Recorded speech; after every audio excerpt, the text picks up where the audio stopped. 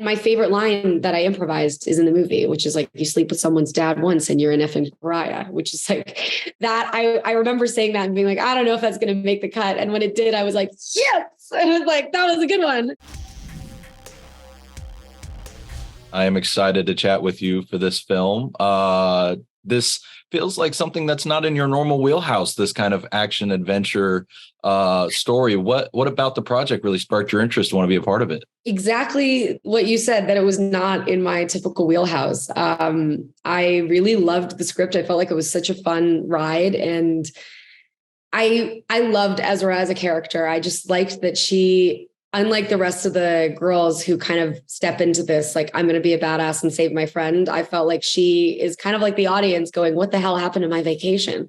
And discovers along the way that she's just as badass as the girls that she loves. And they all come together and save the day, which I thought was just like such a great story. And I made best friends. It was the best. I'm glad you had just as good of an experience behind the camera as in front of it then. And so what aspect of your character of Ezra would you say you found really resonated with you the most, or you found really relatable? I feel like relatable wise, I mean, the fact, I guess, that she's an actress, and that, that I thought that was really fun. I actually like the fact that she pretends to be the responsible one, but she's just as like wild as the rest of them.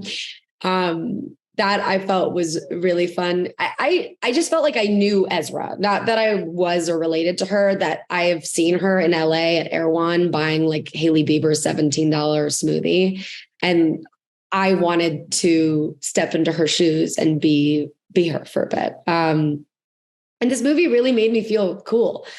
Like, I don't know if I've ever really felt like super cool in my life, which is okay. I've never been, lacking in wanting to feel cool. But doing this movie, I remember looking around and being like, I'm one of those cool girls now. In this movie, I'm cool. So, yeah.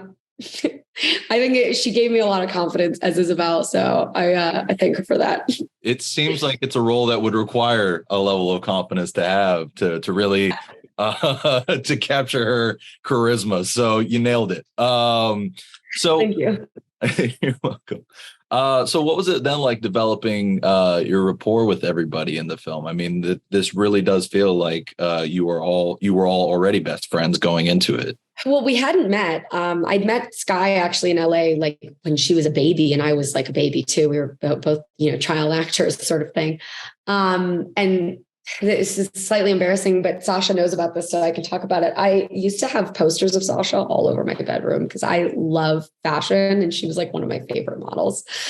And Wallace I hadn't met, and so it was funny because when we all I met Sasha and Sky at the airport. We were on the same flight, and we had an 8-hour layover in Helsinki before we flew to Thailand because COVID. All the flights were like completely different, and we talked the whole time.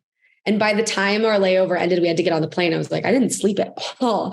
And when we arrived, like all four of us just really, really clicked. It really felt like we became a family super quick to the point where that house where we filmed, we actually stayed there overnight one night and watched scary movies and swam in the moonlight just because we asked Jordan, the director, we're like, what's happening with the house? Like at the end of the night, because we were filming there the next day. And he goes, he's like, it's just going to be empty. And we're like, can we stay? Can we stay over? So they brought us like toothbrush, toothpaste. It was great. We woke up the next day and the crew was setting up and we just got to like roll out of bed and start filming. It was awesome. It sounds like a real treat of an experience. That's awesome.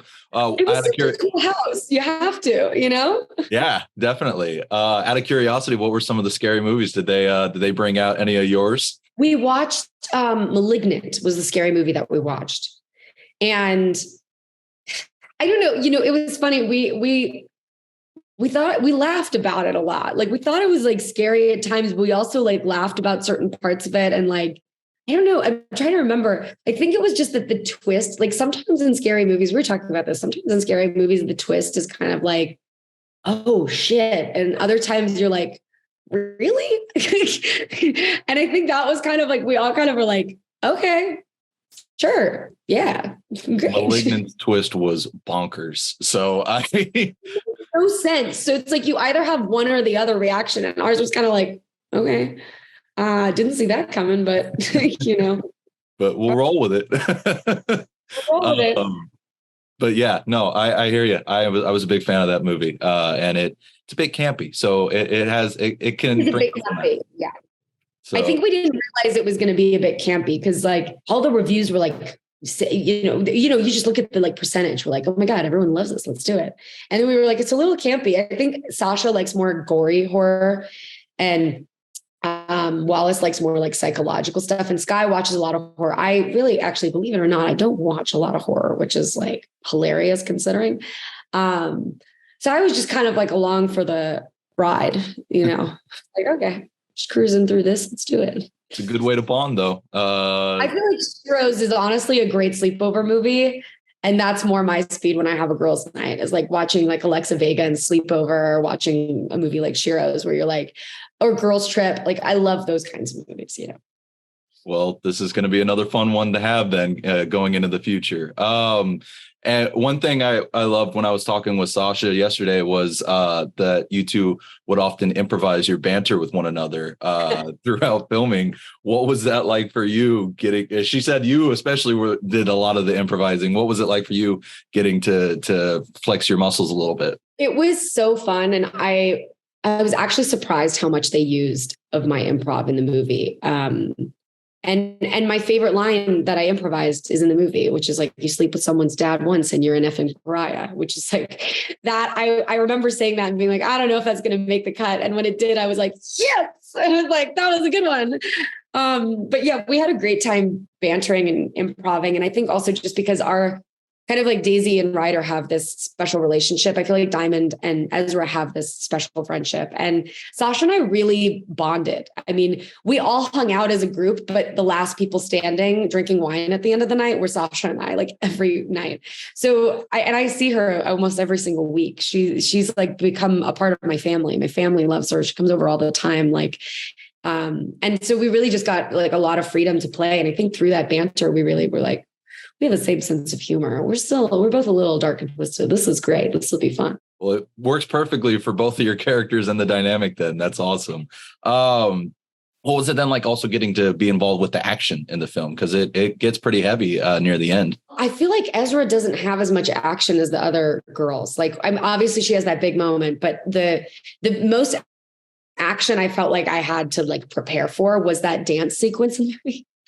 And I'm not the best dancer, but thank goodness for editing. It looks great. But it was like, that was my biggest like nerve wracking. Like, am I going to be able to do this? And it's going to look like how it's scripted. It's going to look hot, because I was just like, I don't know how this is going to work, but it turned out great. And now I'm really, really happy about it. I'm excited for people to see that scene in the movie. It was like one of my favorites.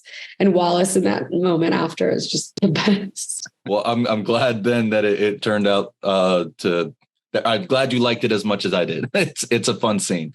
For my final couple of questions, I did want to look away from the movie. As I've said, I'm a horror genre fan, and I was a little surprised with what happened in Escape Room 2, where they made you an alternate story instead of because I really liked what happened with your character, and I'm curious. Oh, you watched the alternate ending? I did. Yes. Yeah. So I'm curious, if a third movie does happen and they decide to bring you back and properly explore your character, would you be game for that? I don't know. What's funny is Adam and I still keep in touch. And I remember that. So that happened during COVID. And I think they just did a bunch of different, they do these test screenings, big studio movies do these test screenings. And I think a lot of people were kind of confused by that storyline, or it didn't like resonate the same way that they thought that it would. So that was why they went back and they reshot it. And I didn't know that they were going to keep the alternate ending on the DVD. No one told me that. I had absolutely zero clue. And I actually hadn't seen the movie until this last year. I watched both versions.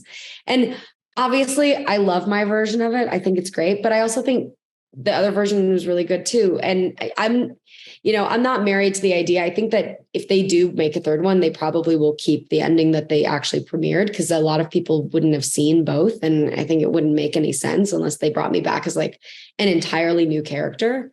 But I had a great time working on it, and Taylor Russell and I had worked together before. So I always feel like those are the things that you have no control over when you work on a movie, is how it ends up shaping out. And there are so many reasons why they change things around or decide to shift things. And, it just is how it is, I had a great time working on it, and I would love to work with Adam again. And if they wanted to bring me back, I'd be interested in having that conversation, but I just don't think it was, I don't know. I didn't, it's not like a big heartbreak, I think, in the same way that sometimes it is. I felt like it made sense. And because they were really open communication wise about it, it didn't like, shatter me in the same way that it might have maybe a couple of years ago. I was kind of like, okay, just create a decision. I'm glad that they were as communicative with you about it, because that is, like you said, it's something that can be very heartbreaking. But at the same time, I hope that they find a way to make it work, because I would love to see more of your character, or even just you in the franchise again. So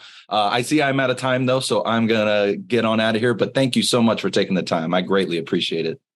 Yeah, thank you so much, Grant. It was nice chatting with you. Absolutely. Have a good weekend.